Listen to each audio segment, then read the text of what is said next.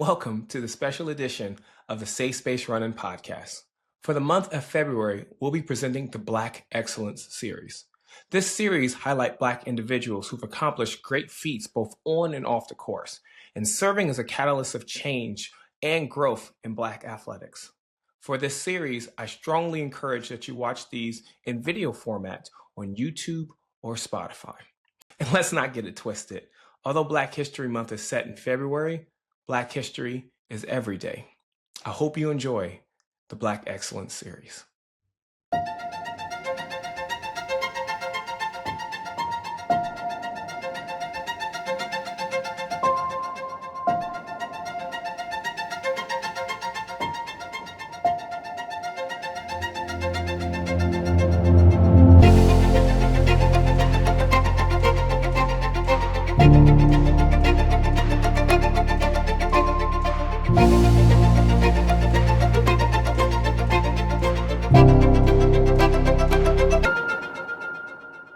Welcome to the Safe Space Running Podcast. We're here to encourage, empower, and enable. As part of the Black Excellence Series, I am honored to have my friend Sika Henry. Sika, how are you doing today?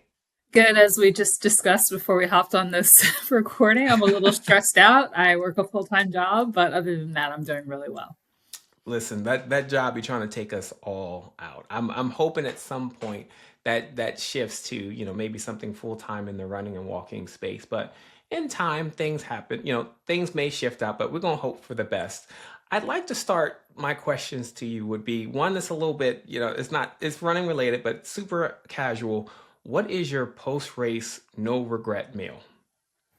Oh, I have that whether I race or not. Probably Mexican food and a margarita. Yeah, that's usually what I try to look for. It's funny because when I do most of my races, I normally don't like eating right after. I But don't once either. I'm settled and ready to go, I eat, to your point, I eat pizza all the time. I had it yesterday. I'm a fan of Little Caesars, don't judge me. But I digress. For those who are listening and watching, Sika has her accolades are phenomenal, to say the least. Sika has been hard at work for different aspects. And one thing she's known for, just one, mind you, would be she's the first African American recognized as a pro athlete in the triathlon space, which is a huge accomplishment in its own. And I'm glad that it's set a precedence for others to accomplish the same thing.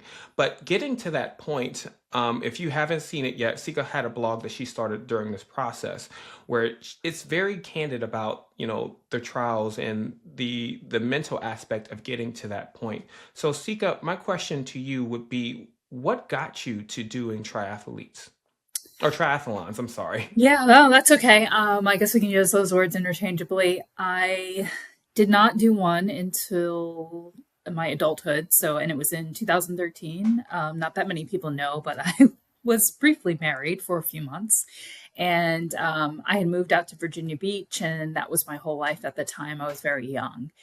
And we got divorced, and it threw me to a tailspin, and I went through depression, and I wasn't getting out the house. I wasn't really taking care of myself. And I'd always wanted to try a triathlon. I grew up swimming. My parents put me in lessons really young, and I swam all 4 years of high school.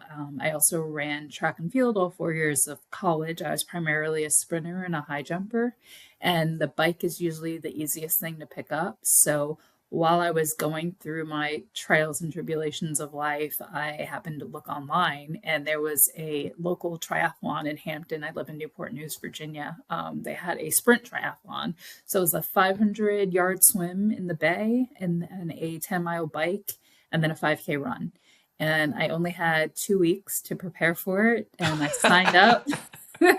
I went to Dick's and got a swimsuit and goggles and a mountain bike. And yeah, I just looked online at some programs and did a few trainings, workouts. And yeah, I just went out there and I did it. And I came in close to last place. I didn't really know what I was doing. If you ever do a triathlon, one of the weirdest feelings is running off the bike for the first time. So, but I had a Mm. blast. It was a lot of fun. I knew I wanted to do another one immediately. It's kind of like you start getting into road racing. You're like, I think I can go a little bit faster. So that's how I got into triathlon.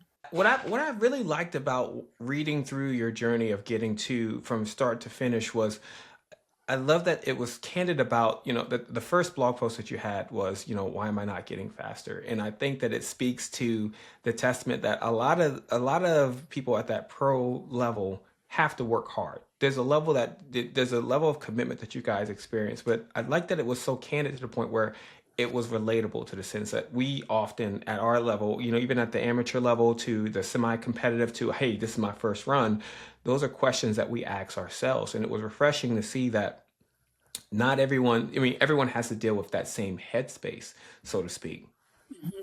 Yeah, for sure. And I think most people see the end result. And that was part of what went into me deciding to start a blog. When I did my first triathlon, I'm like, let me chronicle this beginner. I don't know what I'm doing. I'm coming close to last to see how much I progressed over the year. Especially I think with social media, it makes everything look like, oh, you're just that naturally gifted or talented, and they don't see the months, years of hard work that goes into all that. I went from being a beginner and not knowing the difference between a carbon fiber bike and an aluminum bike and being aero and transitions and learning how to run off the bike and getting a coach. And so, yeah, it's a process and it's a journey, and it wasn't easy by any stretch of the imagination. So, yeah. No, I could imagine, and I think that it shows because again that blog post I believe started in 2012, and I believe your first one was 2013, and if I'm not mistaken, correct me if I'm wrong. I think your first triathlon what victory was 2017. I believe it was a Yeah. Tidewater, Yes. which it showed the how much time it really takes in such a sport. Can you describe how that felt for a Tidewater when you won that? That was crazy. I don't know if I told anybody this other than my parents. I actually cried in the car after because Oh, it was, yeah, to see how much progress, like it's a actual real live example of like, look how far I've come from coming close to last, not knowing what I'm doing, to actually come back a couple of years later and then to outright win the race, first female. And yeah, it was just amazing. It gave me a lot of confidence that I potentially could get to the elite level. Like triathlons are really competitive. Usually, the people that are doing them invest a lot of money and time, and you definitely see beginners, but for the most part, like once it starts getting competitive, it's pretty crazy. So yeah, I was really proud of myself.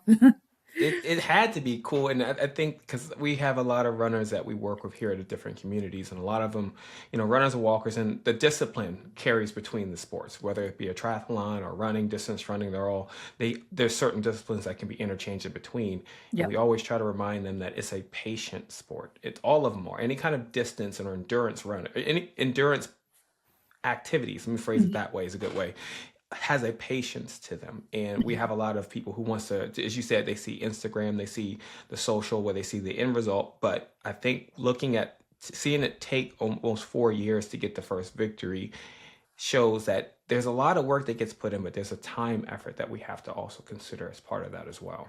Yeah, you'd be surprised how many messages I've gotten through Instagram, like DMs, and people asking, oh, they haven't even done the first triathlon yet. And they're like, oh, do you think I have a shot at turning pro? Like, how hard was it? I'm like, why don't you do one first and then figure out if you even like it?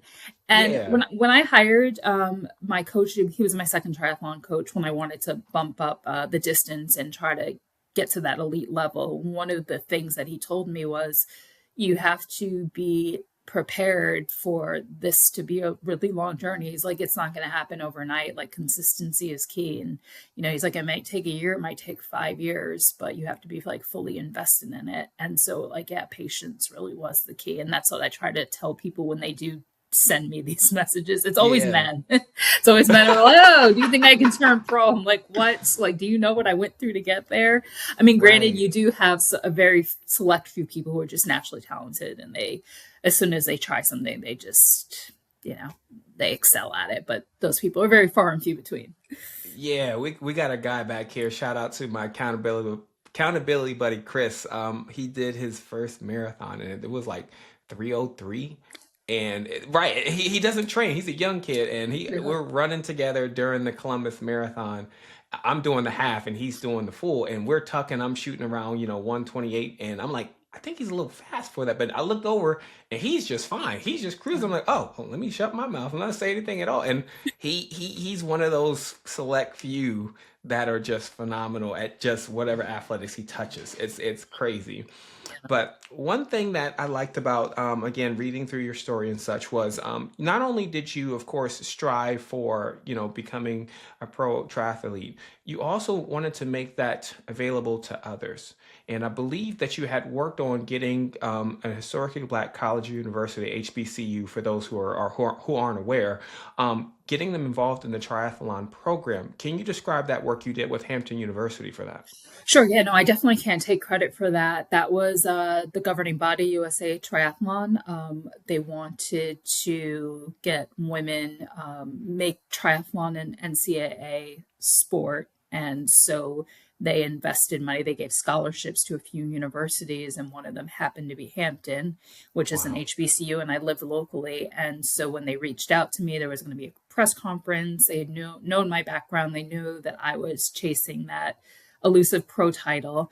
And yeah, they wanted me to go and speak. And since then, I don't know if I call myself a mentor, but because they're only about 20 minutes away, I have stopped by to their practices. I've met them. And yeah, they have a really great group of girls. Their coach, I'm close with her, Jody Jensen. So yeah, it's been pretty awesome to see the program progress over time. And now it is a women's NCAA sport. That's awesome. I think that I know you say you don't take full credit, but I think that one thing we always talk, or we talked about in various capacities here on the podcast, is the perception and representation. And I think others seeing your journey and seeing you strive for that. I'm a firm believer that everything happens for a reason. Somebody was watching and somebody saw what you were going for, and they see that now with the ones you mentor now. I think that you going through and pushing for that for you've made it clear from day one that you didn't see other black people out there, black women on the course alongside with you, and you were very upfront, and it was part of who you are on the course. And I think that that had a huge impact to a lot of people seeing that and being able to say, I can do that too. Yeah, I mean, in some ways, I was pressure because I put myself out there, and because I had that blog at the time. People don't even blog anymore; they have like YouTube and stuff. But at the time, blogging was really popular, and so after every race, every like whether it was a triathlon or even a road race, a 5K, I always did a blog post after to talk about my experiences, and it got popular over time and got a whole lot of follows and stuff. So I think people got a bit invested to see like, oh, is she going to qualify or what's going to happen? So like people were on the ride along with me, and there had already been a black male that had qualified for his pro card a few years before, but Mhm. I had never seen a black woman on the pro start line. And that was just something I always had in my head, like that would be so awesome to see a black woman like in an Ironman on the pro start line one day. That's true. It's awesome to see, of course, again, the end result of the hard work. But at one point, it was almost derailed during an accident during one of your races. Can you describe that for our audience? Yeah, it was shocking at the time. Sometimes it feels so long ago, and then other times it Mm. feels like just yesterday. So I had been working with my coach for 2 years, and I think it was like the second full year that we had been working together. I had just my times had exploded. I had just gotten really competitive. It was the first time I broke 1:30 and a half marathon, like at the end of a half Ironman, and I was Wow. placing. I got on the podium at every half Ironman that I did on the circuit, and I was one of the top age groupers out there. And so that winter heading into the next season, I worked my ass off like all through the winter, like 3, 4 hours on the bike doing workouts, long runs in the pool all the time. And I thought that I had a really good shot. And for those who don't know how you get your pro card, you have to be, well, there's a couple different ways you can get it. But one of them that I was aiming for was being one of the top three amateur women overall at a qualifying race. So you typically like one of the biggest Ironman 70.3s or a competitive race. Well, if you come in third, top three, you can qualify. So I flew to Texas to do Ironman 70.3 Texas in Galveston. And I was like in the best shape of my life. And at the time, it wasn't a rolling start. So, like in a marathon, they line you up by corral. Usually the fastest Yeah. go, slowest go last. In triathlon back then, it used to be by your age group. And so you could be starting behind people who are much slower than you. And when there's like 2,000 bodies on the course, that's like a lot of people. So Yeah. when I got out the water, so I swam 1.2 miles. I just had an okay swim, got on the bike, and I was flying. I was going like 27 miles per hour. And then a couple miles into it, I don't remember this. I woke up in the hospital later in the emergency room. I had a pretty horrific accident, a crash. I was told that somebody in front of me, so you ride on the right, you pass on the left. And as I was passing, the person didn't see that I was coming and they went into Mm. my lane to pass somebody else. And I had a barricade in the middle of the road. I flew face forward into the pavement and I broke my face. I had like 40 stitches to 6 sections of my face, knocked my teeth loose. I had to get a splint in my mouth. I couldn't eat solid food for a month. I had road rash everywhere. I got infections and had to go on antibiotics. It was like, it was life altering. It was Mhm. really depressing and scary and sad time in my life. And I was alone in the hospital at the time. And yeah, eventually, once I got released from the hospital, I flew to my parents' house. They lived right outside of New York City, and I had to stay with them for a while to have them take care of me and go to a gazillion doctors and have a lot of surgery. Being candid, when we first met down at Selma, we had met, we were at the airport and we're just chatting it up and such. She's like, yeah, just, follow me. I didn't know how, how impressive your resume was at the time. We just, kicking and having a good time. It was a good time meeting you for sure. But Yeah. then when I went through and saw the story and then I saw the post of the accident and such, I think it's humbling because it's tough it's already tough going through the grueling training and such of the triathlete, but to go through such an accident I would have been terrified myself personally. I don't know if I would have been able to come out the other side the way. But with that said, you not only came back from that, but you got much stronger.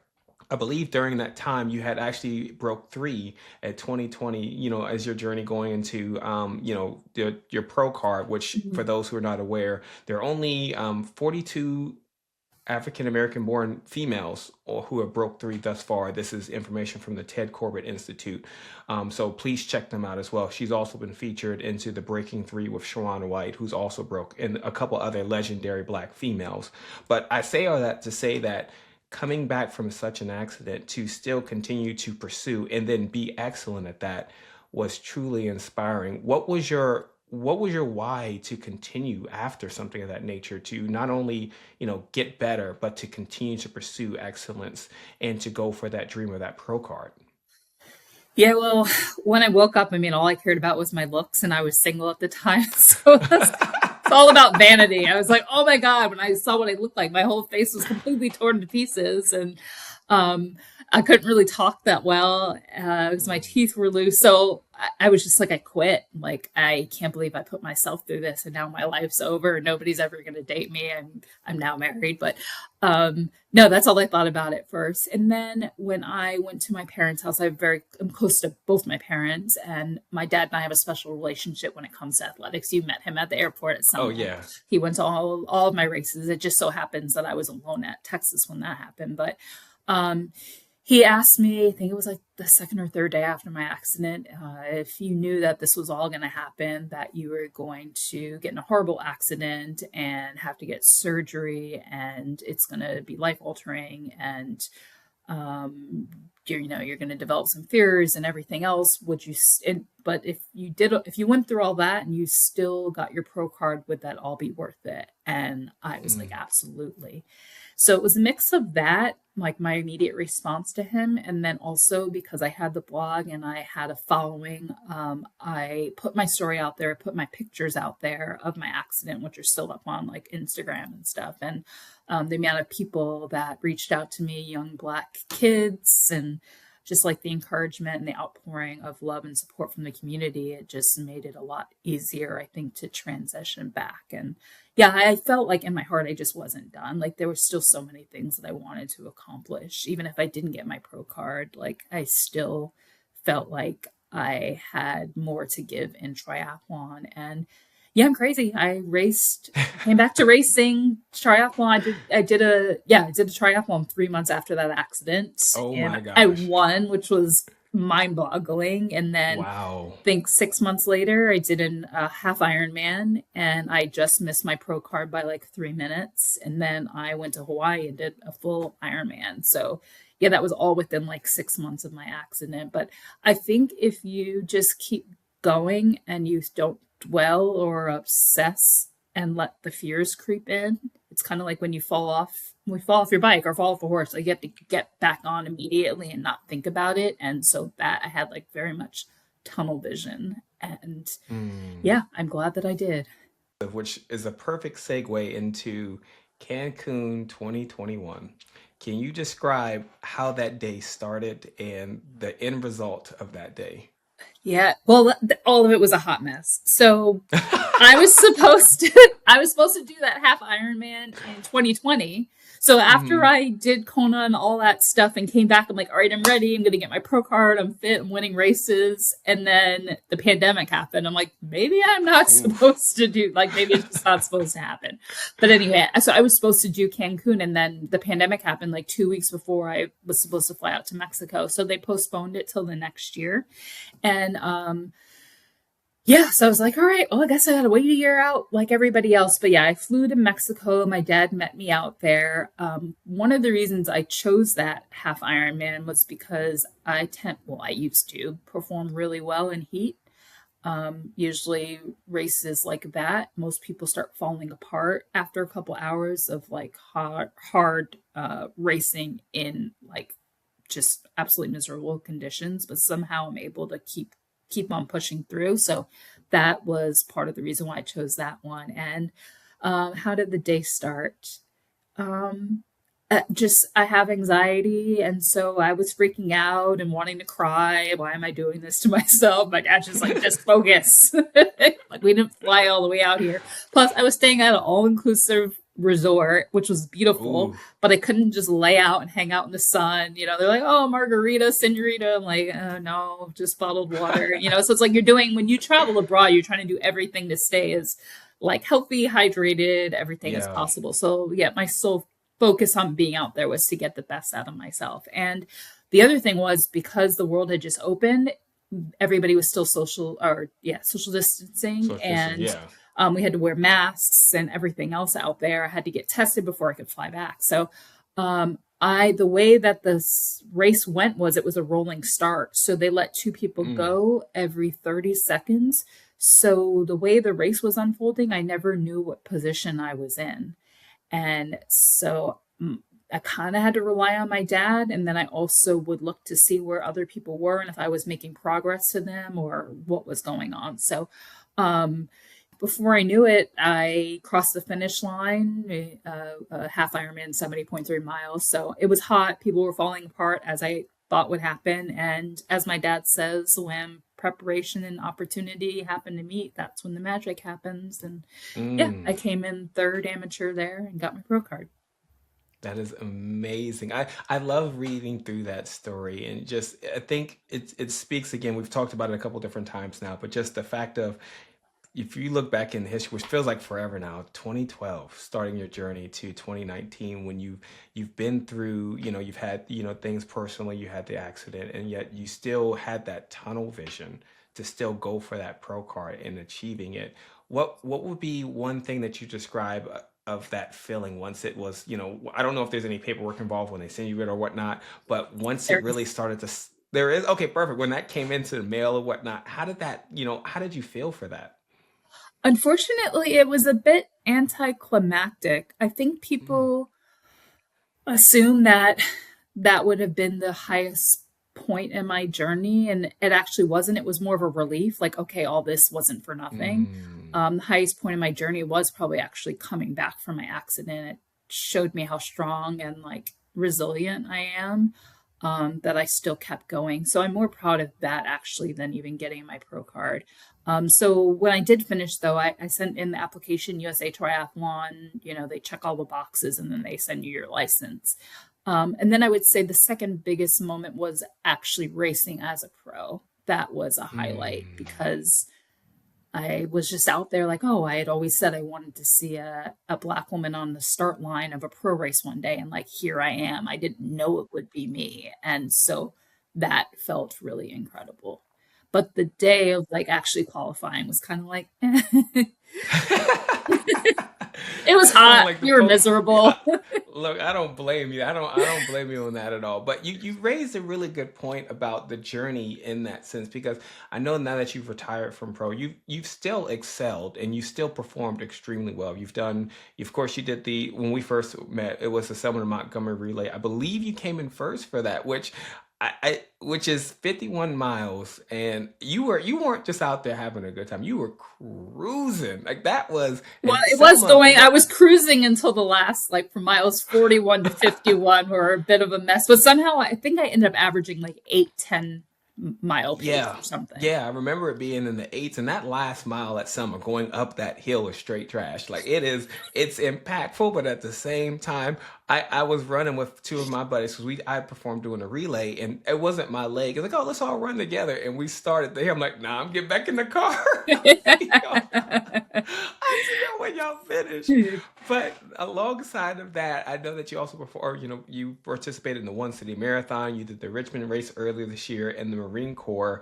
And even with that, you're still performing at such a great level. So can you describe to us how has life after the pro circuit been for you? And, what are you looking forward to as you start this new chapter? It's actually been really difficult. I see a therapist. So with triathlon, you're typically training twice a day, every day. It's a lot. Mm, It takes up your life. It was my life for so long. Like I just kind of closed myself off from the world. I did work a full-time job. I had to pay bills and I needed my health yeah. insurance and my 401k and stuff. But other than that, I was very just 100% Mm, committed to my athletics. So I didn't go out. I was careful with my diet. Just every part of my day and week was really about making sure that I could get the best out of myself physically to get my pro card and then to perform at that level. So when that becomes your whole being, and unfortunately it kind of did become my whole being. I mean, I had sponsors, I had lucrative sponsorships. I was with Hoka and Head Wheels and Cervelo Bike. And so like I had a lot of really great sponsorships and I was in the public eye. Like I was on the cover of the sports section of the New York Times. I did an interview with hmm ESPN. So to go from all that to all of a sudden like retiring and you're no longer coached, you're not training as often, you're not in the limelight, you lose sponsorships. It was hard. I had to understand that I was more than that. Like that was a part of my life, but I had to kind of detach myself. And so, yeah, I struggled with it, I would say, the first year. Oh, my husband helped me out a lot with knowing that my value and worth is more than that. Um, but yeah, I started last year again. After Selma, I would say I took a really long break from everything. And then, yeah, this last year I started slowly getting back into things. And I was shocked. Like when I did Marine Corps, I ran like a 3:02. I'm like, where did that come hmm from? Like, yeah, because I mean, it's not like I was doing really high mileage or anything. I think maybe as you get older, sometimes the volume of training that you've accumulated over the years, it doesn't just completely leave you. So hmm I was kind of starting over, but not really. So I think that helped. But yeah, no, it's not hasn't been an easy transition.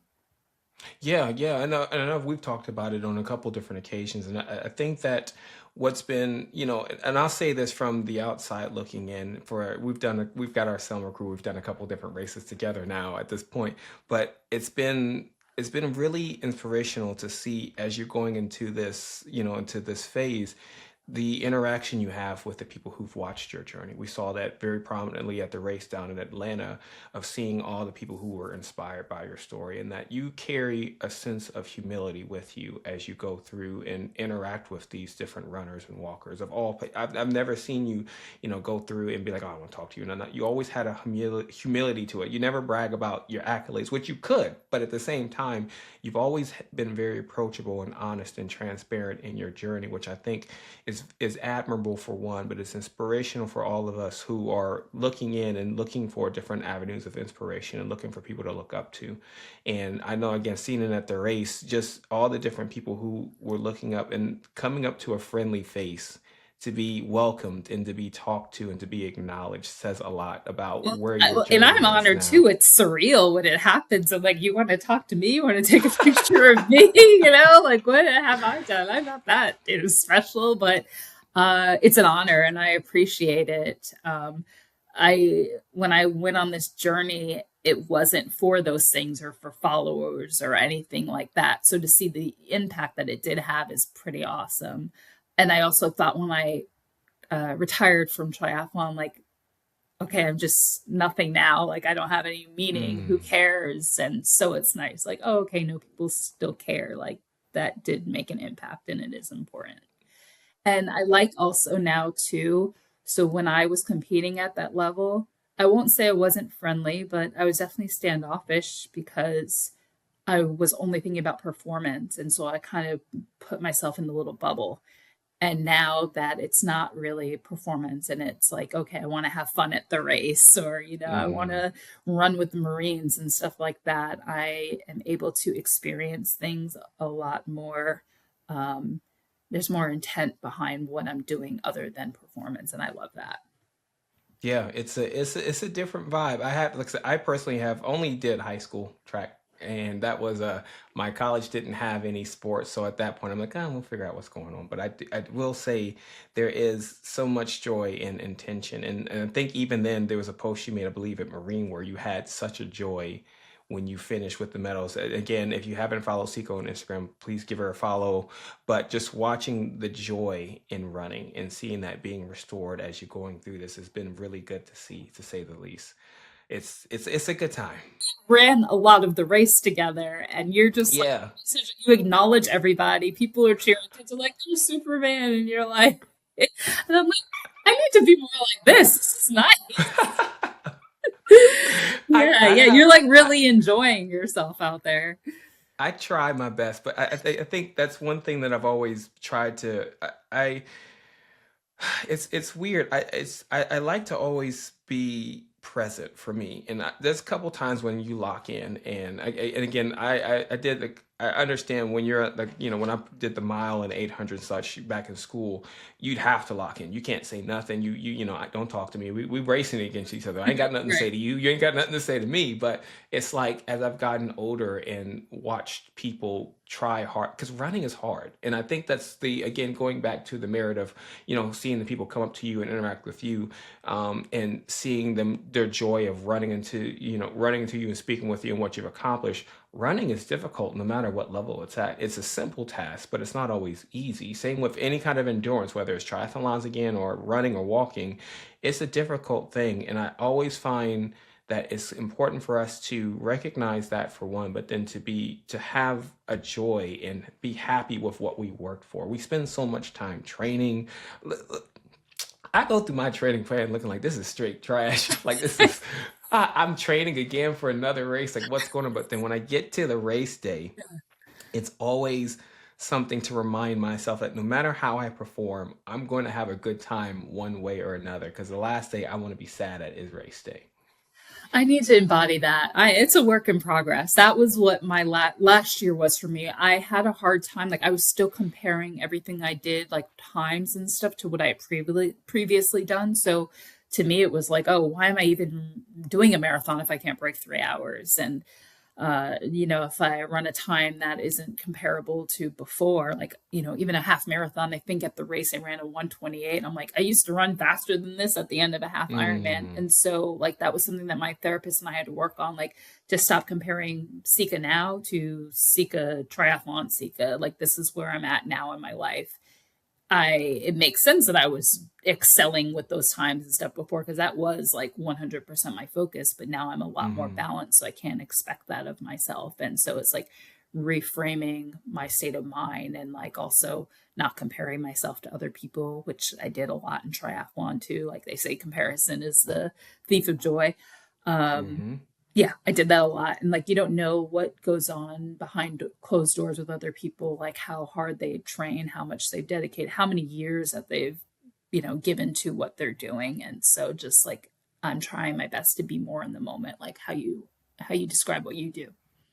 Yeah, yeah, and I love, again, I've always appreciated your transparency in that, because I know sometimes people have a stigma against. We work with a lot, again, community based. We work with a lot of people who are at the amateur or just getting into the space, and they have sometimes a stigma against elite runners, and like, oh, they get everything, they get sponsors. Like, they worked for that. That's something. There's a sacrifice that is made to be at that level. They don't. Some people, Lil Chris, I know you're listening. You one exception, but you have to. There's a level of commitment and sacrifice to be at that level, and I think that sometimes it's easy to forget that. And you mentioned it earlier. We work full time. I work full time. You work full time. There's a sacrifice to not only training to a full time schedule, but again, you have to give up something to be that at that level of excellence in that case. And I think that it's something that, again, the podcast is always about safe space for all runners. And that includes, the elite athletes, that includes them who are putting in the time and effort to make it go through. And then the aftermath of that. It's not always about just making sure everyone's fit. We have to recognize every pace, slow or fast, and recognize that, again, at the end of the day, 26 is still 26. Mhm. 70.3 is still 70.3, whether you finish first or last, but it Mhm. takes a level of commitment. No matter, there's different levels of commitment that has to be recognized across the board. Yeah, for sure. I totally agree with you. So the last question I have for you would be, let's say, for example, and again, a lot of people who listen to this are, brand new runners or walkers or so, and let's say we're at another race. I'm sure it's coming up sooner and later. If someone comes with, hey, I'm just now getting into, or want to get into triathlons, or want to get into my first marathon. What will be one piece of advice that you would give them as they start their journey? Well, first it would be to start. I think uh, people set goals or, like bucket list things, and then they don't actually follow through with it. So I would say start. And a trick that I always do is I sign up no matter what. I'm like, well, now I got to get prepared. So, so I just That register. I don't even think about it. I'm like, all right, I'll figure it out. But once you have that commitment, especially like monetary commitment that you paid for, that kind of gets you out the door. mm, And then I would say, give yourself grace. Like it's not there's no such thing really as overnight success, and it's a process. And one of the most important things that my dad always said, it's all about the journey. That mm, is just so true. Like I lived that with triathlon. The goal was to get my pro card, but that really actually wasn't the pinnacle or the highlight. It's like the entire journey, everything that I did to get to that level. So yeah, I would say just like enjoy it. Don't put too much pressure on yourself. And at the end of the day, just starting is great and finishing is just even better. So right, right. I like that you said simply start. There's a lot of people who have ideas and hmm goals, but you gotta put one foot in front of the other. You have to, hmm you have to start the journey in order to finish the journey. I think that's very poignant in its own right. yeah. So with that said, I have to, of course, thank you again. I think that the one thing I've always admired, and I've mentioned it a couple times, I'm a broken record to this kind of stuff, but transparency is such a is a choice to be transparent about journey. That transparency of exposing and showing yourself vulnerable to different aspects of the course. And again, if you haven't read through the blog, I know people don't blog as much, but I encourage, we keep hinting that she should write a book, hint, hint, wink, wink. But I would strongly encourage to read through that and follow the Instagram page, because I think that there is a beauty in that transparency. And I think that's where the heart of inspiration really sits at. And a lot of people have been able to watch your journey from truly humble beginnings, of watching you go through and have a dream and working to that dream. It's not a magic recipe. It's not a magic, it's not a magic trick, or, here's the hot fix of how to do it, tomorrow. I wish there was. Right. You look, listen, I'm out here fighting for my life to be mid. But I say that to say that, reading through and watching the story and seeing your interaction with others, and there's always a humility and transparency with your journey. And I think that you've inspired, you know this, but I think that, again, watching it from the outside in, seeing people react to the people that inspire them it's always a pleasure to witness. And there's so many people you've touched, people that we may not even know, that you've reached out to and you've impacted from you simply telling your story. The heart of Safe Space, in all honesty, is people to share people's story. I don't have to tell you that. You've already done that, but I think that it's good that we recognize what you've accomplished, what you've done for the sport of the triathlon, and what you've done for the sport of marathon and distance running. And we want to always make sure that we honor those. So I'm sure I'm speaking for plenty others, but thank you for what you've done. Thank you for the impact that you've done, not only on the course, but off the course, to ensure that there is representation out there for Black women, that they can also start at the line alongside other professional athletes. So again, thank you for all that you do. Thank you for the platform, and hopefully I'll see you in Myrtle Beach. Yes, I gotta get it. I gotta do the same thing. You talked about signing up. At this point, we gotta get it signed up and make it happen, because we got big goals this year. Yes, we do. Yep. Thank you so much. Thank you.